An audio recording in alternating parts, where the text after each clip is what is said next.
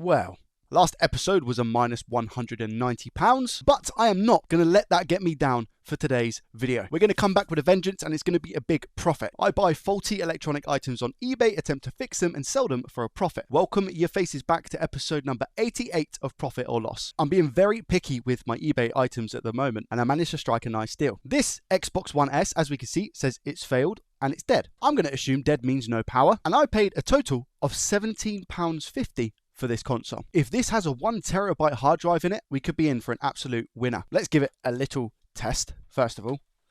As always, could be something as simple as just replacing the power supply. Do we get anything? No.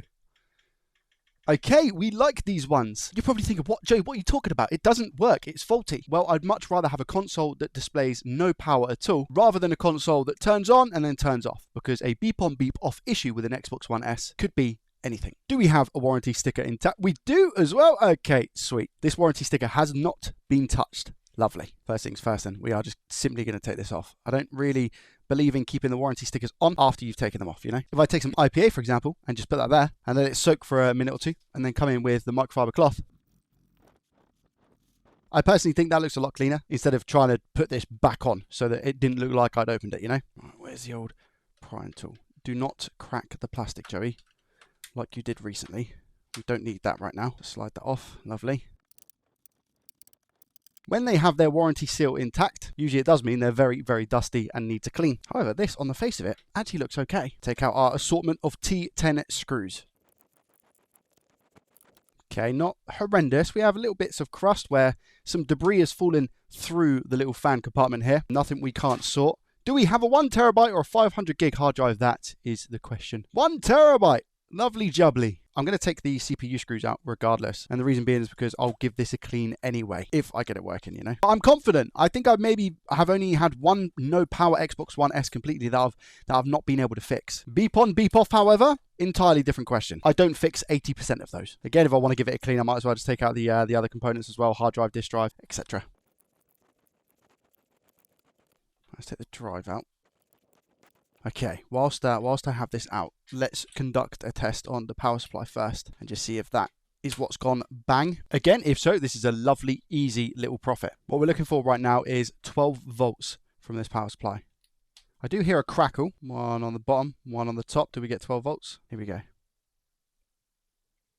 Looks like it. Yeah, we get 12 volts. Okay, sweet. So the power supply isn't the issue here, which means we have a problem with the motherboard. Usually when it comes to no power with an Xbox One S console, it happens to be a faulty MOSFET that is down on this rail, and 9 times out of 10, it's the first MOSFET on this phase. You can't see where I'm pointing because the fan's in the way. So let me get that out quick. If that is the fault, it will be lovely because I've not had one of those in such a long time. If we don't have a short on the 12 volt line and that MOSFET isn't the issue, we're going to check our standby voltages.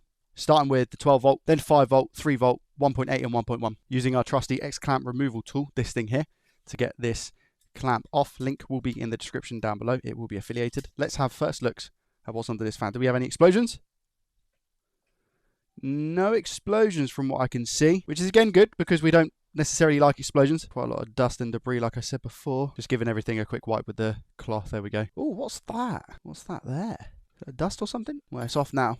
That was quite difficult to remove. There's probably one thing that I should do before I go ahead and start probing the board, and that is just to do a visual inspection. Just taking a look to see if I can see anything with the naked eye here. What am I looking for? Any signs of corrosion, liquid damage, explosions? All seems good on the face of it. I'm going to stick the multimeter into continuity mode, and I'm going to see if we have a short between ground and the 12 volt line. So if I put my black probe here, do we have a short? We do.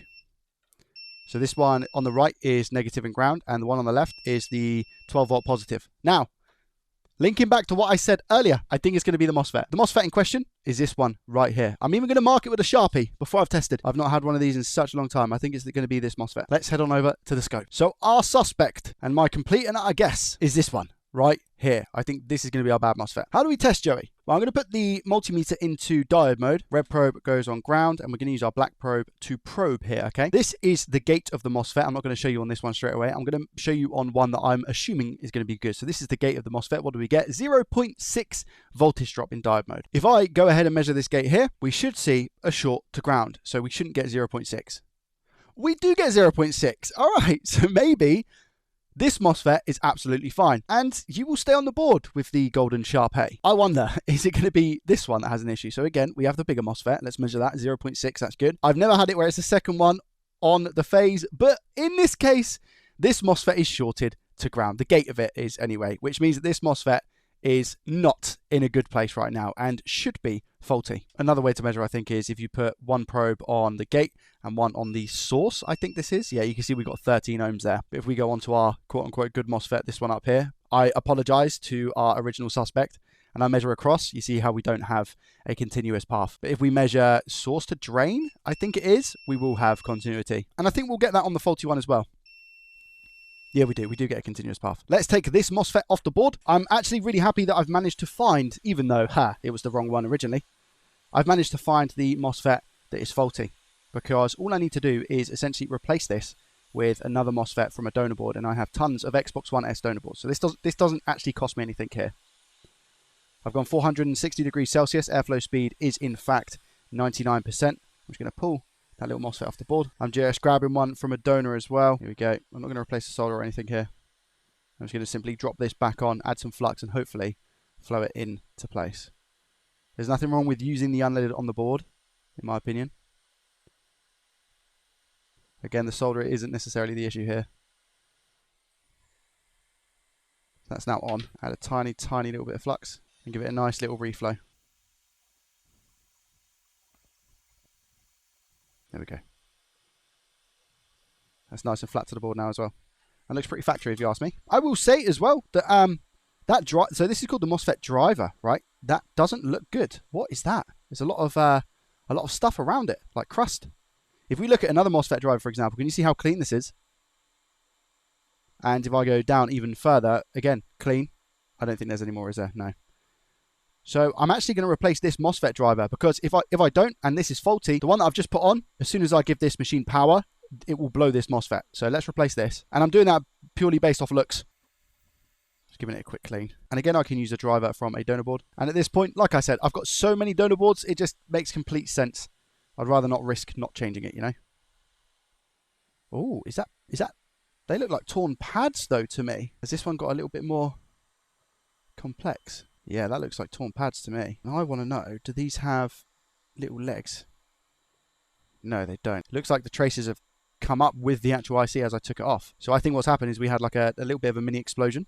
Let me see if I can scrape this away, actually. Get a little bit closer. Is this rather just char? Then our trace is gone. Let's have a look. Oh, it is. Oh my gosh. Okay, I'm lucky then. What about this one? I don't know. Clear up all of this. What looks to be like rust. And I'll make sure that when I put the component back on, I get like a clear continuous path to the actual IC. Yeah, that is just rust, isn't it?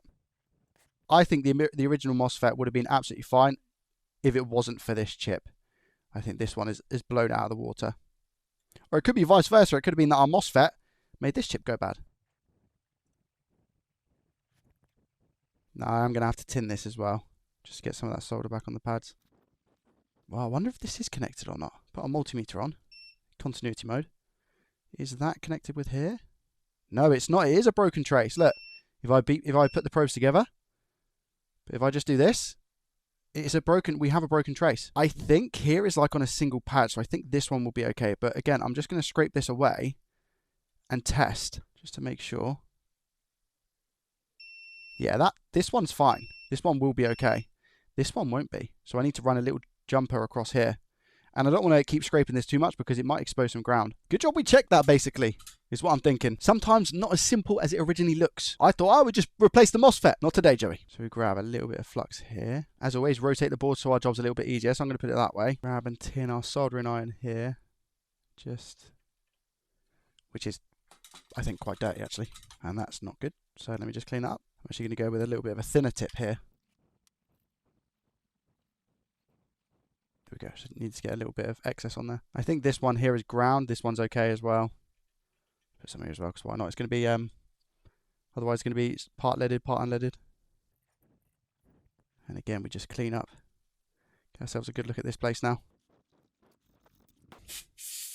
We can see a lot cleaner. Now I'm going to quite simply run a jumper to this cap. So I'll take our wire just like this and hook it to this cap just here.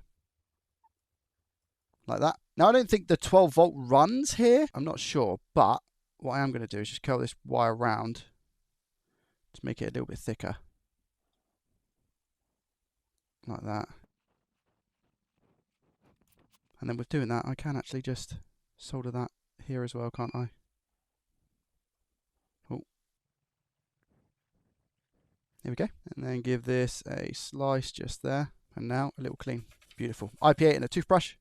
Just like that. And that's how we're currently looking. I do need to tin that just to make sure we're okay. So again, a little bit of flux solder on the end of the iron. And hopefully we can just tap it and expose some of that. Again, one more clean. Okay, looking good if you ask me. We have a little bit of a bridge just here, but that'll be fine once I put the other component on. Speaking of, we're going to do right now. So I'm just going to hold this in place here, and hopefully that wire doesn't move around too much.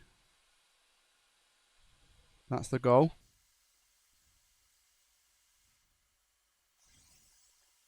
Okay, now I just need to add some flux, and we'll give that a nice push down as well. So flux on the area. There we go. 450 degrees Celsius still. Hopefully we can just flow this into place. Doesn't like the wire, does it? Or it might be because we've got excess solder underneath. So let me just squeeze it down. I know this is looking really silly right now, but I think it's because I had too much solder on the pad, so that's squeezed out and then it's made the wire a little bit iffy. So I'm just going to take some of that excess away with my soldering iron over here as well. I'm just going to try that again. Bring it back over. That's it. That should be good, I think. If I hold this up and look at the connection, is it connected? I mean, it's definitely not going over to the other pad, which is nice. Is it connected underneath? I'm not too sure. I might need to go for a little bit more of a push down, to be honest. But I can do that now that the chip is in place. What do I mean by that? I'm just going to hold my tweezer on top. Give it a little nudge down with the hot air. Here we go. And just keep that held until the solder solidifies, which it has just done. And just to be extra sure, I'm going to add a tiny bit of flux here. Come in with my super thin soldering iron. And just hopefully touch that there. Okay, clean. Isopropyl alcohol toothbrush. How's that look? I think it looks pretty good. Good way to see if this wire is attached is by just trying to poke it. I'm actually going to move it over a little bit there anyway. There we go. And then I'll put some conformal coating here to make sure it doesn't short out. But I think that's attached to the chip. Because when I'm moving the wire here, the end bit here isn't moving. If I can get a better angle of it here, look.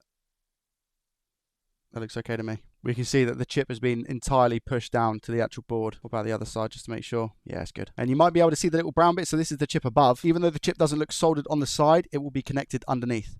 And that's the exact same story that we have with this one. Let's just make sure I put this chip on the right way. So this is the one above the one that I've just done. Yeah, AZ6. This says AZJ, but it's still going to be absolutely fine. All right, let me put some conformal coating on just here. Again, just to make sure this doesn't take a hit in the future and jump to the side, short some things out. There we go, perfect. Doesn't have to be any more than that or any less. Cure that, and then we can test. That's what it looks like cured. Nice. Checking that place in diode mode then. So again, red probe is on ground. This is the gate of the top MOSFET. So what do we have now? So we have 0.56. That might change because we've got heat in the board still, or because we sorted out that driver. What do we get on the gate of the MOSFET we've just sorted? 0.57, perfect. And out of interest, what do we get on that little rail that we've just sorted? Oh, nothing. Is it ground? Let me check on another one. Oh, yeah, I think I think maybe the rail we've just sorted out is actually a ground rail. Maybe not. It might be something to do with the APU. So it could be relatively important, but that's very, very low. We put the multimeter into resistance mode. Do we get any ohms there? Literally 1 ohm. And ground is what? 1 ohm. Okay, all right. Maybe that chip needs the rail for whatever reason. We've sorted it regardless. I'm going to sort the thermal paste out on this, and then we're going to test. I haven't put the power supply in yet, and we did check in diode mode. Meter's now back in continuity mode. And I'm just going to show you that our short on the 12 volt has gone, hasn't it? He hopes. Yeah, it has. Perfect. So this side is ground. This side is not. And we don't get a short to ground. Let's plug our power supply in. The rest of these components are just like surface level dust. Plug in our hard drive. Whilst we're here, why not our disk drive as well? I'm fairly confident. Again, I just hope that it doesn't beep on, beep off. That would hurt me. Do we get a fan spin now that I've just connected the power supply? We do. This is good news. Does it spin again? Because if it spins again, that's not good news. That's usually an indication of a beep on, beep off because it's trying to power cycle. Doesn't look like that's the case. Okay, in 3, 2, 1. Power. Does it beep off? No, it doesn't. Does the fan spin? Yes, it does. That's a really, really, really good sign. It's had fresh thermal paste as well. Let's hook up a HDMI cable, see if we get display. Over to the game scene. Do we get anything? Yes. Okay, sweet. Xbox startup logo, wicked. Be interesting to see actually how long it takes to get to the desktop. That'll give us a good indication of how the hard drive actually is in the console. Ooh, do we have a disc? Hold on. We do? What do we have? Rainbow Six Siege. Lovely jubbly. Add about, what, £2 for this? Every little helps. And we're pretty much on the desktop already. I think this is a really old desktop, so I don't know how long this has been sat around in storage for. Because of the nature of this fault, I most probably will install a game and just give it a little bit of a play, even if it's 20 minutes or so, just to make sure that the device stays on. But I'm pretty certain that if we didn't do our job correctly down here, it wouldn't power on, you know? So I think we've done a good enough job. There's nothing more than to really get this back together and test it. So I'll do that and then confirm that we have a fully working console. Then we can move on to our next item. How you know this console was old is it is still installing Mixer. This drive absolutely works fine because Rainbow Six Siege loads up pretty much straight away. So I'm now happy that this Xbox is working absolutely perfectly. Nice little profit. As I said, let's move on to item number 2. Item number 2 is indeed another Xbox One S. This one, if I'm honest with you, is in a lot better condition than the one we just looked at, and it's even still got this sticker on the front. It is immaculate. I paid, again, £17.50 for this console, and the issue supposedly is it failed on the 7th of May because of a loud fan and HDMI output. So supposedly we have no display with this console. Again, let's give it some juice and plug in a HDMI cable and just see if that is true. How does that feel? I mean, that feels pretty solid to me. Does it power on, just to confirm? It does. How loud is the fan? I mean, I can't hear the fan at all. Like nothing. In fact, it's actually ridiculously quiet. And I'd be extremely surprised if this had a loud fan because of dust and stuff, because of how much of a good condition this console is in. Let's head on over to the game. Okay, it just works. I'm just going to wiggle the cable. You'll be able to see here in the top right. Yeah, I mean, it doesn't cut out at all, and I'm giving that a real good wiggle there. Again, it has Mixer, so it'll definitely be like an older one. Do we have a disc? No disc, unfortunately. This seems to be okay, but I am also just going to quickly check the hard drive, because when you have no display on an Xbox One S, it's very, very possible that the hard drive is intermittent and isn't working properly. So I'll take this apart regardless, which does mean that I'll have to take off the warranty sticker. But I'd much rather whoever I sold this to has an Xbox that has been cleaned on the inside rather than just from factory as such, right? This console could have been made in what, 2016, 2017, and it wouldn't have had the thermal paste changed inside. And as we can tell from this screen, I'll also need to run it through an update. Dare I say we could be on to another winner. This is so clean, it actually scares me. I don't think I've ever seen one in this much of a good condition before, to be honest. We do have a 500 gig hard drive. That is something that I'm going to update just to maximize my profits with this. So in relation to that hard drive issue, potentially, I'm just going to replace this one. We need to install OSU 1 on a 1 terabyte drive, and then we'll be able to use that with this console. Here's the hard drive caddy itself. I am just going to remove these 4 screws here, and we'll check this drive anyway, because then regardless, I've got a nice 500 gig hard drive that potentially works. And maybe this Xbox One S was just misdiagnosed originally. Even if we had an issue with the retimer IC, you would expect to see like little red dots or something on the screen or flickering at some point. Our drive is now plugged in. I'm just opening up Crystal Disk Info. Hopefully we've got an okay drive here. Disk 7.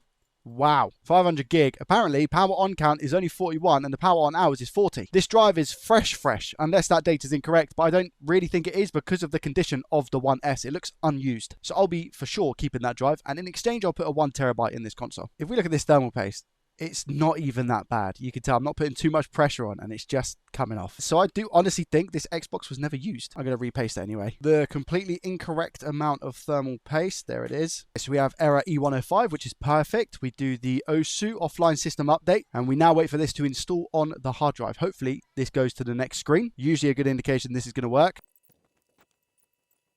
It's not really doing anything at the moment, so I need to go and now check that I've got the latest version of OSU 1. If you don't have the latest version of OSU 1, it won't work. Now that I've updated OSU 1, let's see if this works. So troubleshoot, offline system update. And again, we should see this bar move, which it didn't before. Should go a slight green. It's been stuck on 0 now for a while, so I've updated OSU. The only other thing I think it might potentially be is the drive itself. So I'll try a different drive, even though this one was showing is good. Right, let's try this again. Troubleshoot. Offline system update. Does it make a move straight away? Or does it just hang?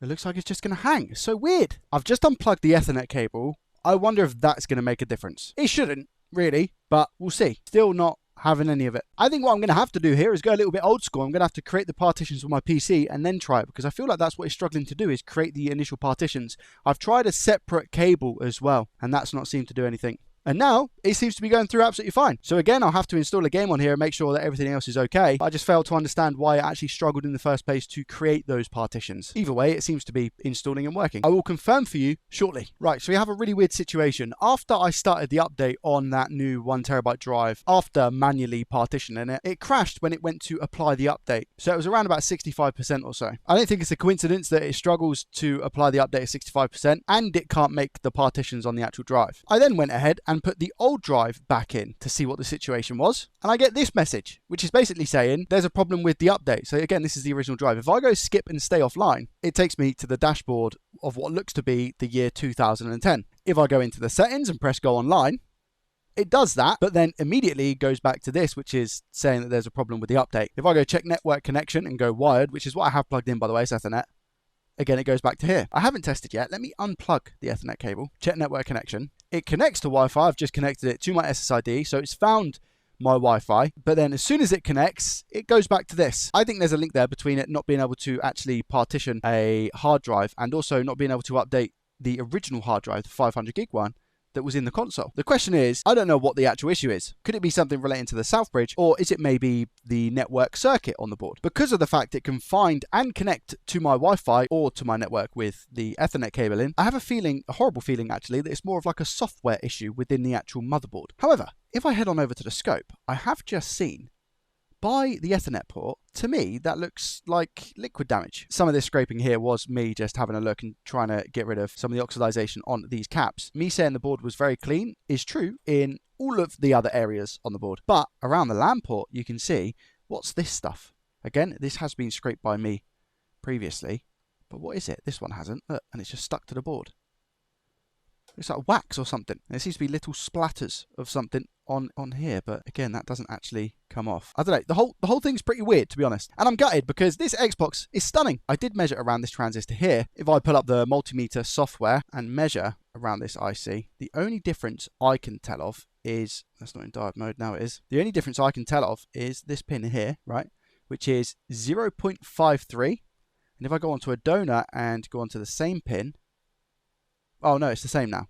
0.53. It was a little bit lower. It was like 0.46, but now it seems to be okay. I've also checked inside the LAN port here, and this is clean, super clean. Just to show you said LAN port, look, it's pretty spotless in there. Hey, doesn't look like even any liquid from past has crept in there. Clean as a whistle. I've measured the readings on here, which I don't know if they're part of the network circuit, but again, they're all exactly the same as another board. I don't know, the readings on these caps, again, are fine, but I don't know whether to just replace them because of how oxidized they are. Another part of me is thinking about taking this board out and flipping it over to see if we've got any damage on the other side, and that's what's caused this. Check this fuse here, make sure we have a continuous path, which we do. You can't hear the beep at the moment, but there's 0 ohms going through there of resistance, so that is fine. It could be something as simple as a little resistor that is just that's just been playing up. I mean, this one doesn't look too healthy here, does it? What's this meant to be? Supposedly a 0 ohm. What do we get here? Open line, apparently, which shouldn't be a thing as far as I'm aware. Might be, who knows? But I'm not getting anything there. What do I get here? 100 ohms. And here, open line as well. Let me check the donor. Oh, I'm measuring in continuity mode. Nice one, Joey. Let's try that again, shall we? Donor board, what are we meant to get? What do we get here? 20k, is that? Yeah. And here, 10k. And this one, is it a 0 ohm? This one seems to be a little bit iffy. But this is our donor board, by the way. I'll just reading this quickly. Oh, there we go. 0 ohm. Back over to the board we're working on now. So that's 0 ohm. Good. This, 10k, which is what the other one is. This one, 100. We know that anyway. And this one, 20k, which is, again, what the other one is. So all those resistors are okay. What do we have here? 10k. And here,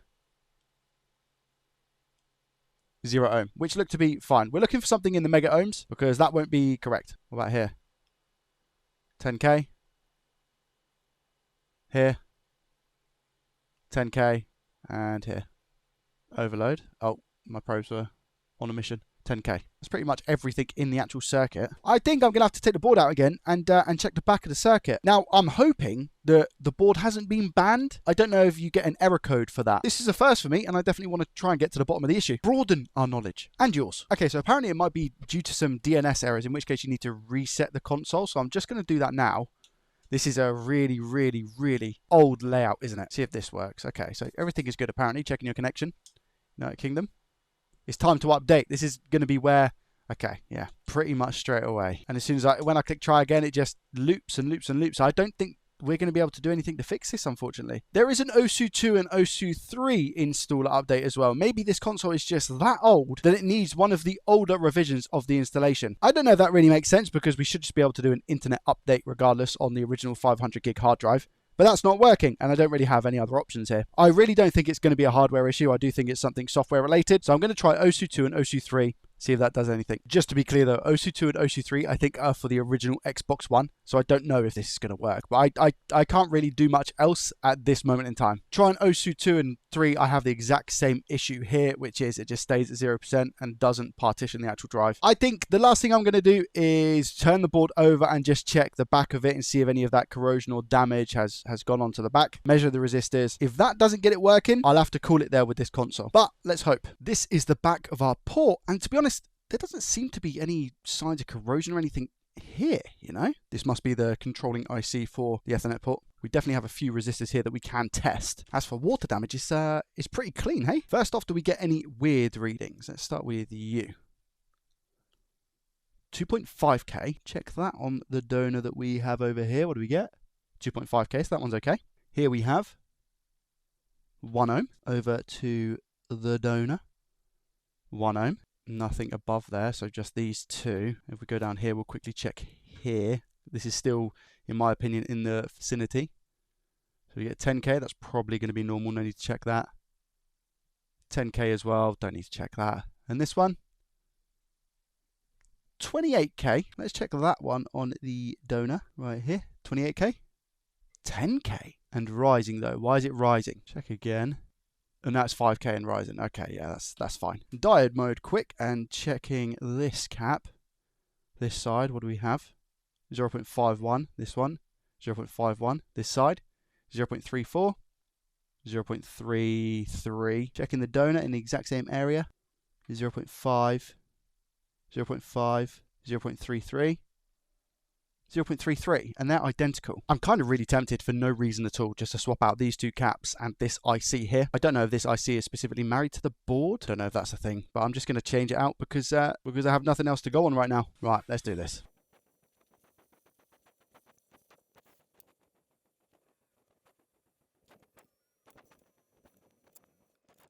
And whilst I'm here, why not just give these caps a swap?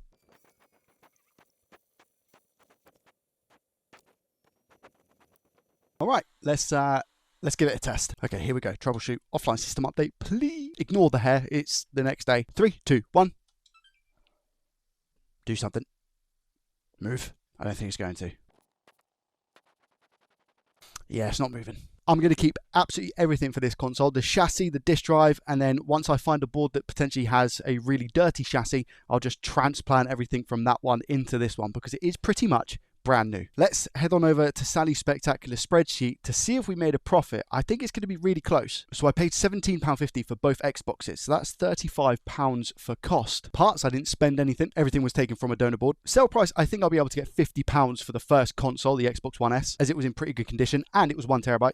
So we'll say 50, giving us a total profit in today's episode of £10.50. Add that to the total, £10.50. Our overall profit is sat at £570.68p. Take into consideration taxes and the amount of time I spent working on these devices. Realistically, I'm definitely in the minus, but we take the win. We said today was going to be a profit. Thank you for watching. If you did enjoy, I'll leave the playlist up here where you can start from the very beginning. Hit the thumbs up button, subscribe to the channel if you're new around here. Have a great rest of your day, week, weekend, evening, afternoon, morning, whatever it is for you. And I'll see you, of course, as always, in the next one. Peace.